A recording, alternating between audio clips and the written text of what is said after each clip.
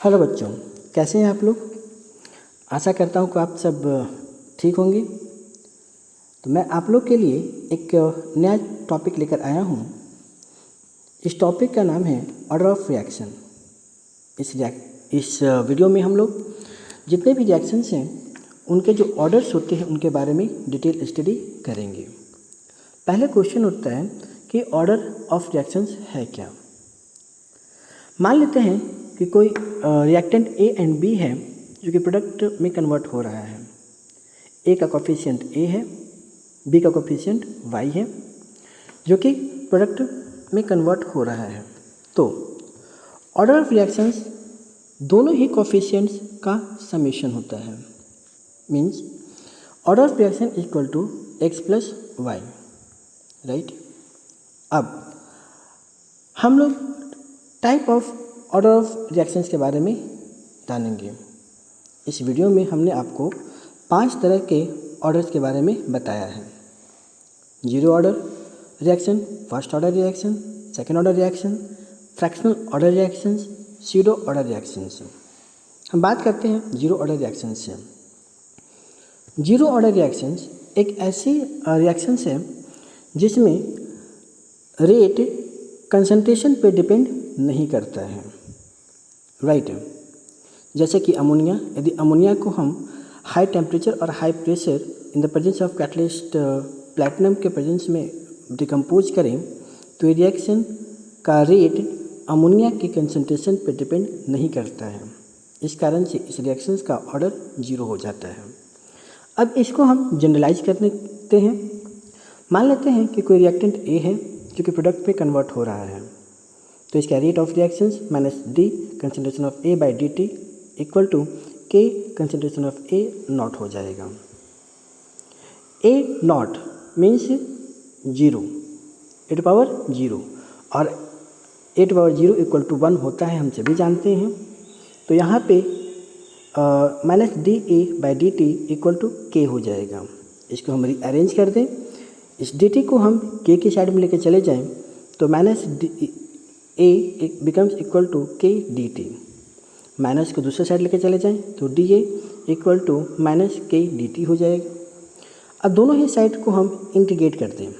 Integrate करने के बाद जो रिजल्ट आता है वो आता है concentration of A equal to minus K T plus I, जहाँ पे आई आपका इंटीग्रेशन कांस्टेंट है, राइट। अब हम t इक्वल टू 0 लेते हैं, अर्थात मीन्स इनिशियल स्टेट। तो यदि हम t का वैल्यू 0 रख दें तो इक्वेशन हमारा हो जाएगा ए नॉट इक्वल टू आई। अब i का वैल्यू हम इक्वेशन 1 में पुट कर दें तो इक्वेशन हमारा माइनस के टी प्लस ए नॉट हो जाएगा। यदि इसको हम रीअरेंज कर दें यानी k T equal to A not minus A हो जाएगा। t को उस दूसरे साइड लेकर चले जाएँ तो k equal to A not minus A by T हो जाएगा। इस इक्वेशंस को हम integrated rate equations for the zero order reactions कहते हैं। यदि हम कंसंट्रेशन और टाइम के बीच में ग्राफ ड्रॉ करें तो एक स्लोप मिलता है जिसका वैल्यू k के बराबर होता है। यहाँ पे इनिशियल स्टेट पर जो कंसंट्रेशन होता है उसे हम ए नॉट लेते हैं। अब हम बात करते हैं दूसरे ग्राफ के बारे में। यदि रेट और कंसंट्रेशन के बीच में ग्राफ ड्रॉ करें तो ये एक पैरेलल लाइन आता है, स्ट्रेट लाइन आता है जो कि पैरेलल होता है कंसंट्रेशन के। अब हम हाफ लाइफ के बारे में बात करेंगे। जीरो ऑर्डर के जितने भी रिएक्शंस होता है उसके हाफ लाइफ के बारे में बात करेंगे। हाफ लाइफ होता क्या है? हाफ लाइफ वह टाइम पीरियड है जिसमें रिएक्टेंट का कंसंट्रेशन हाफ हो जाता है, राइट। इसके लिए अभी हमने एक इक्वेशन ड्राइव किया था कि k equal to A not minus A by t, तो and A becomes A not by 2। अब ए का वैल्यू पुट करने पे इक्वेशन हमारा हो जाता है k equal to A not minus A not by 2। इसको रीअरेंज करें तो k equal to A not minus A not by 2 T. तो अब t को लेकर चले जाएँ तो ये t हमारा हाफ लाइफ टाइम पीरियड हो जाएगा। तो equation becomes 2 A not minus A by 2k। तो t half equal to A not by 2k। जो फाइनल इक्वेशन हमारा हुआ उस इक्वेशंस के आधार पर हम ये कह सकते हैं कि half life of reactions is directly proportional to the initial concentration of reactant, right, and inversely proportional to the rate constant. तो ये हमारा जीरो ऑर्डर रिएक्शंस था। अब हम बात करेंगे फर्स्ट ऑर्डर रिएक्शंस के बारे में। फर्स्ट ऑर्डर रिएक्शंस एक ऐसा रिएक्शंस है जिसमें रिएक्शन का रेट कंसंट्रेशन ऑफ रिएक्टेंट पे डिपेंड करता है, यानी रिएक्टेंट के कंसंट्रेशन पे डिपेंड करता है। यदि दो या दो से अधिक रिएक्टेंट हैं तो किसी न किसी एक रिएक्टेंट पर के कंसंट्रेशन पर पूरा रेट ऑफ रिएक्शंस डिपेंड करता है। इसका एक जनरल इक्वेशंस बनाने के लिए हम मान लेते हैं कि कोई रिएक्टेंट ए है जो कि प्रोडक्ट पी में कन्वर्ट हो रहा है। यदि इसको हम इक्वेशंस डेराइव करें तो minus D A by D T equal to K A, और इसको रीअरेंज कर दें। रीअरेंज करने के बाद minus A not by A becomes equal to K D T. इसको फिर से रीअरेंज करें तो D A not A by A equal to minus K D T. दोनों साइड इंटीग्रेट कर दें। इंटीग्रेट करने के बाद जो इक्वेशन हमें मिलता है वो होता है ln a equal to minus K T plus I, जहाँ i equal to integration constant. फिर से व्हेन t इक्वल टू 0, जब टाइम 0 लेते हैं तो ln a not becomes i। अब इस i का वैल्यू हम इस इक्वेशन में पुट करें। पहले इक्वेशन में पुट करेंगे तो इक्वेशन हमारा हो जाएगा ln a minus K T plus ln a not. अब K T equal to A not minus ln a not a, K T equal to हम लोग लॉग के इक्वेशंस को लॉग के फार्मूलाज को अप्लाई करें तो it becomes K T equal to ln a not by a।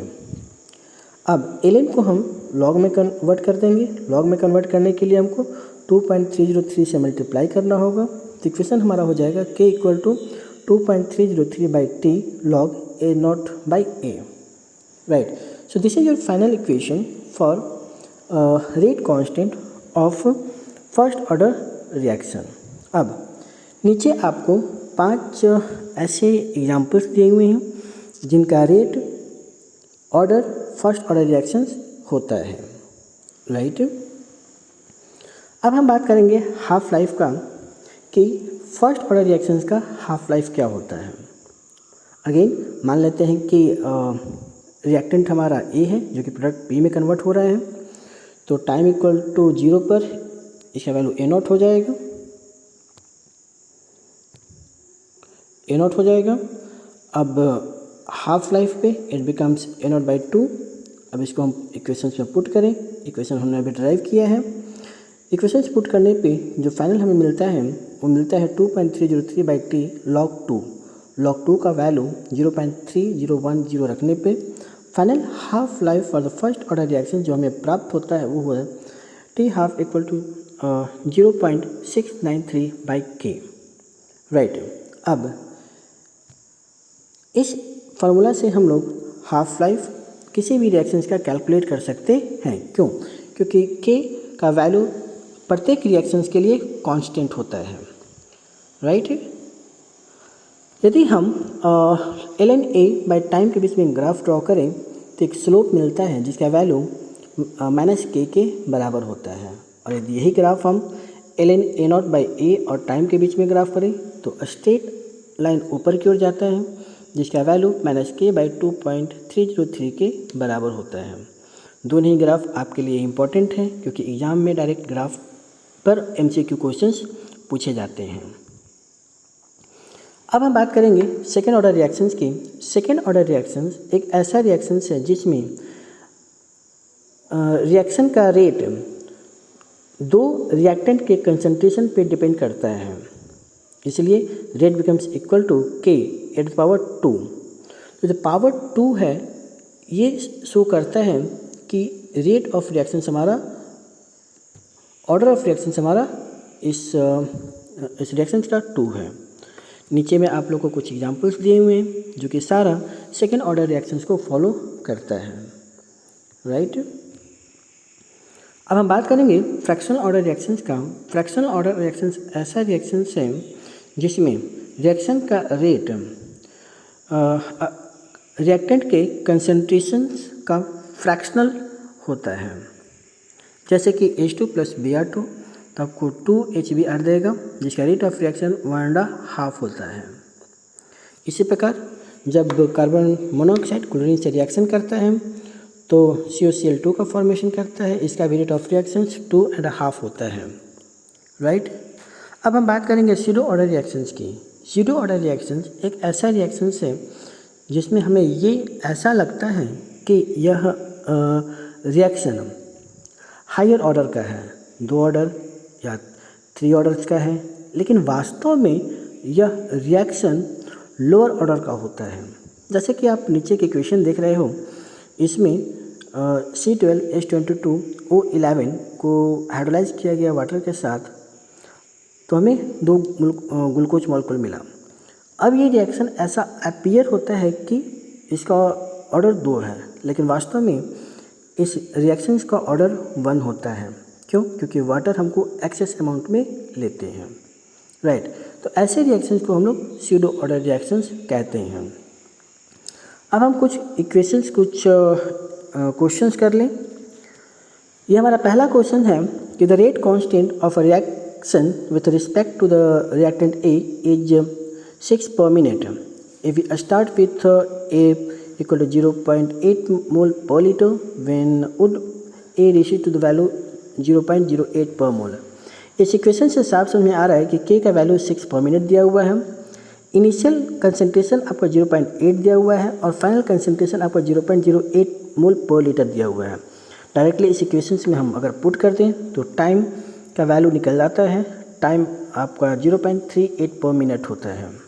इसी तरह हाफ लाइफ कैलकुलेट करने के लिए एक क्वेश्चन हमने आपको दिया है। The first order reaction is found to be rate constant K equal to 5.5 × 10⁻14 per second. Find the half life of the reactions.